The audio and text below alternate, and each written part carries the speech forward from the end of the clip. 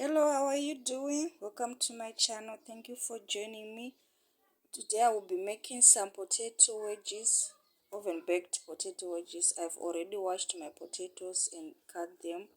So I'll first boil them for a few minutes, then I'll put them in the oven. Thank you for joining me. Watch the video to the very end. If you haven't subscribed, please subscribe. If you are a returning subscriber, thank you so much for always coming back to watch my videos. So I'll be adding some salt and water as well, and leave the potatoes to boil. They should not be overcooked. Leave them to boil for a few minutes, then we'll bake them in the oven.